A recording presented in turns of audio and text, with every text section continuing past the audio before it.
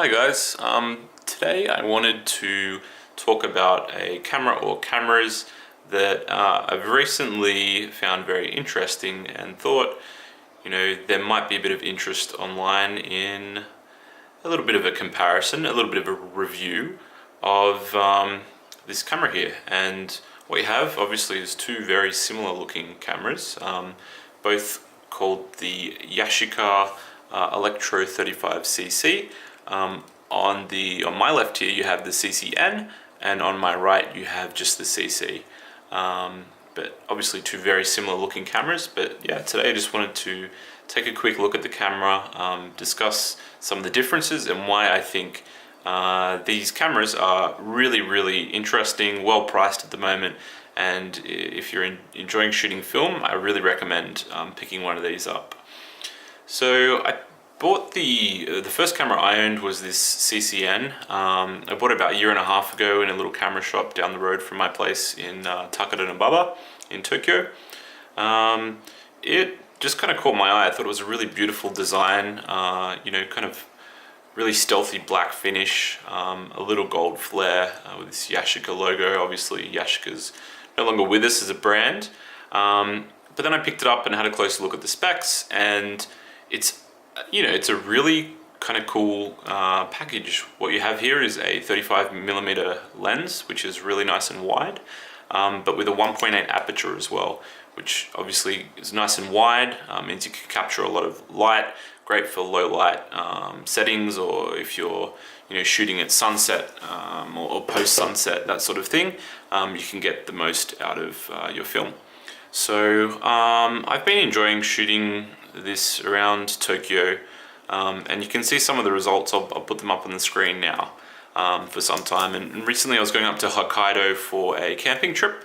I wanted to pack pretty light, because we have to get everything through carry-on on the plane, and then kind of lug it around Hokkaido. So I was like, okay, got to limit myself, one camera. After some deliberation, chose the Electro 35 CCN.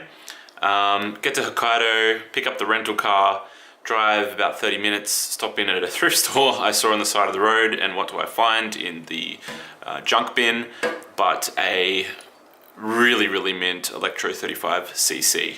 So of course I had to buy it and undo the kind of minimalist packing attempt that I had made. But when you see a camera like this for 2,000 yen, which is about $20 US, you just got to pick it up and take a chance. As it was, I brought it back. It was listed as junk, was listed as not working. Opened it up, cleaned some of the electrical contacts, slipped a new battery in, and it's working great. It seems to be, anyways. So just in that process, I thought I would share a little bit about these two cameras, what makes them unique, interesting, fun to shoot from my perspective, and discuss some of the differences between the two. So starting, I guess, with the Electro 35cc. This is the original camera. This is the one that I guess you're more likely to find online or in thrift stores, or wherever you find cameras. Was produced in fairly reasonable numbers in the early 70s. Yashica, obviously a Japanese camera and lens maker at the time, very popular. And they created this rangefinder, which has since become referred to as a poor man's Leica. Now I know that's a term that refers to a few different cameras, including some Canonettes, but I think it really describes this camera quite well. Even the look of it, this kind of matte black finish on the front here is really stealthy and nice. You could kind of cover up that logo. Super streamlined, compact package. And with this 35mm wide-angle lens, it does lend itself to street photography, which is kind of what Leica, I guess, is famous for, if my understanding is correct.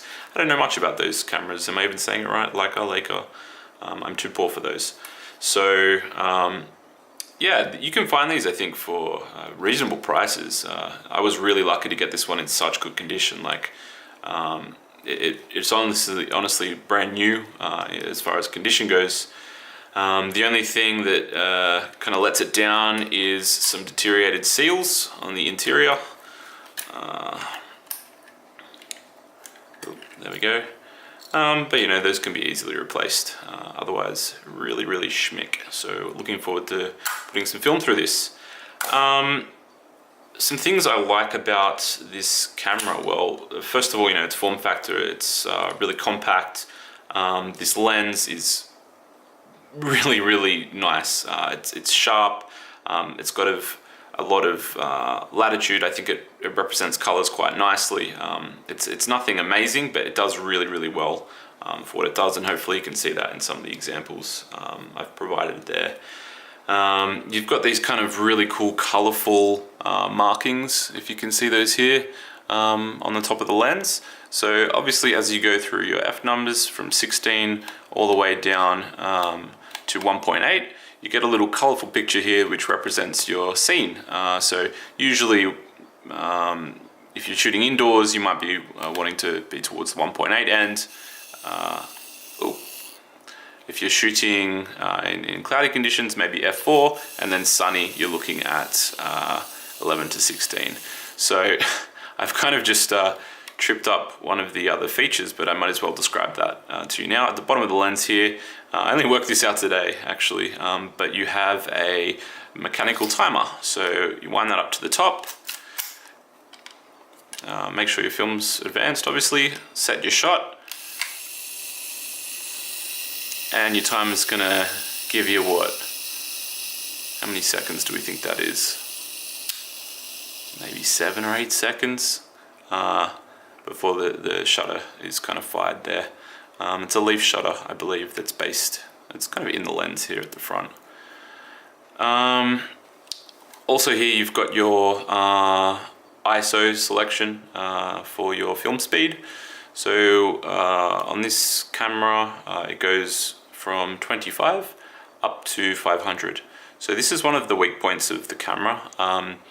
If you're shooting, well, anything over 500 ISO film, you're not going to be rating it at that speed. So for example, an 800 or a 1600 speed, black and white film or even color film, I don't know, it's not going to be much use to you in this lens unless you're happy to be underexposing it, in which case why are you shooting such a high speed film? That is a real shame, because I think the combination of this 1.8 35mm lens and a fast you know, high ISO film would be amazing for kind of nighttime or dusk street photography. So that's one of the small letdowns. What else? You've got a really kind of awesome focusing range here as well. So everything from 0.8 of a meter, I find it goes a little bit closer than that even, all the way up to, you know, infinity there. And I just really love the markings and the design, and even the font, the typography here was what kind of attracted me to the camera originally. You've got a really handy lock here as well for this shutter. You know, the shutter button screws out and you can attach a kind of a shutter cable. If you're doing some long exposures on a tripod, for example. But that kind of sticks out a bit, so it's really handy to have that lock function there. So you just kind of, and there you go, there you're shooting. The camera has a hot shoe. It's got I think it's like a TV flash attachment thing. I don't know, I don't use flash, so sorry I won't be able to tell you much about that. What else is there? They've got a battery check light here on the rear of the camera. You press that in, and at the moment this has got a dead battery in it, but you are going to get this film shot counter lighting up to show that your battery's working. So it's kind of like a dual purpose. Speaking of batteries, you just open that kind of door at the back there, and the camera takes a 4LR44, which is, you know, still in production. This was the original battery, it's dead, but I loaded in a newer one and it works fine. The LR44 is still easy enough to find. You can get it off Amazon if you can't find it in your local photo store. So it means you're not worrying about this becoming redundant anytime soon. What else is there to say? You'll notice here we've got a pocket for your film speed. This one actually still has inside of it. I wonder if I can shake that out. Maybe not with my fancy gloves on.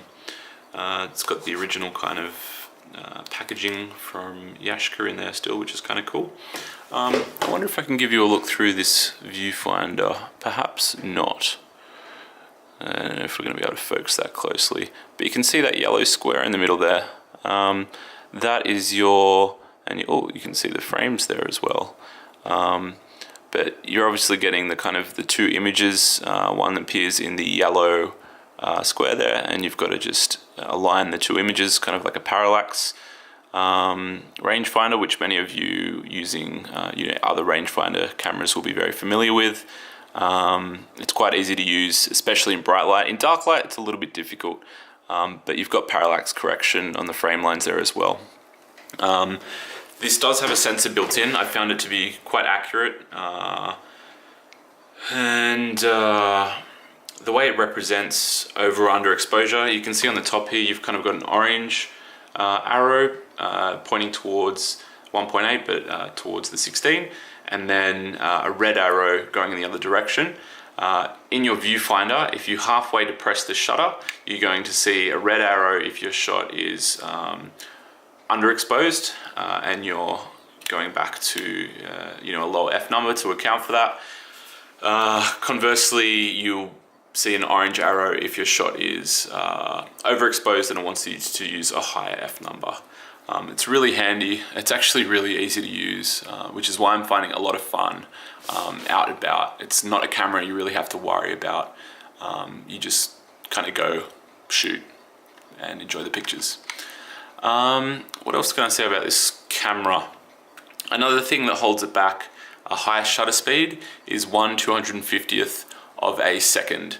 So not super fast. If you want to use your f1.8, a nice big aperture, get a lot of beautiful bokeh, that is kind of difficult to do in really bright light, especially with 400 film. Maybe you load a 100 or a 50, you're fine. But the interesting thing about this camera and this lens is it's actually got ATL metering. You've probably heard of TTL, which is through the lens, like you might get in a DSLR, but ATL actually means above the lens, and that's that small circle. Oh, sorry, I've kind of gone a bit off camera there. That's that small circle here you can see above the actual lens. That is that's your light sensor. What this means is, if you do want to shoot at f1.8, keep an ND filter with you. In this example, I've actually got a circular polarizing filter, but and it's 55 millimeter, I believe. Could be wrong. I'll put that in the description. But you can just kind of screw your ND filter on, and now you're metering through the filter, which means that I guess if you had a off the lens sensor, it's not going to account for that ND filter. This is accounted for, so you're still getting a good exposure. You don't need to play any guessing games, which I think is a really cool feature and not something you see on many cameras.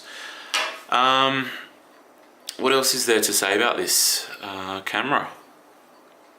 So that's the 35cc. Now the 35 CCN, obviously you look at them, and even holding them in my hands are very similar cameras. In fact, you even read online, I've done a bit of digging, and it's really unclear what the difference is between these two cameras. But I can tell you the obvious differences. One is, visually, they have different designations on top, CC and CCN. And on the front of the CCN, there's a small badge here that says wide. I guess the marketing department might have requested that because it was a bit of a selling feature of the camera at the time. And then on the back, I showed you before the pocket to keep your kind of film reminders there. That is absent from the CCN, so it's just kind of a cleaner design. Now there is some conjecture that the electronics are the main difference between these two cameras. I've had them both open to have a bit of a look, and they do seem a little bit different. However, I cannot tell you how. So CCN, really rare. I don't think they made many of these. It was kind of later towards the end of the production of the Electro 35.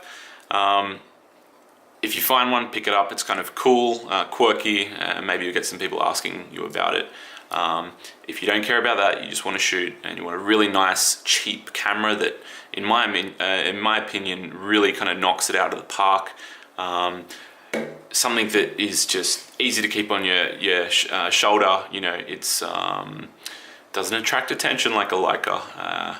You know, people don't kind of look at you and go, "Ooh, he's got money." They don't look at you at all because it's really kind of discreet. Could be any one of these new digital cameras that look like the vintage film cameras. Yeah, if you see one, buy it, shoot with it, and let me know what you think. Any owners, I'd love to hear your opinions and thoughts in the comments section. So yeah, thank you for listening, guys. Hopefully you've enjoyed that and found it maybe a little bit interesting or educational. But yeah, that's it for now. Thank you.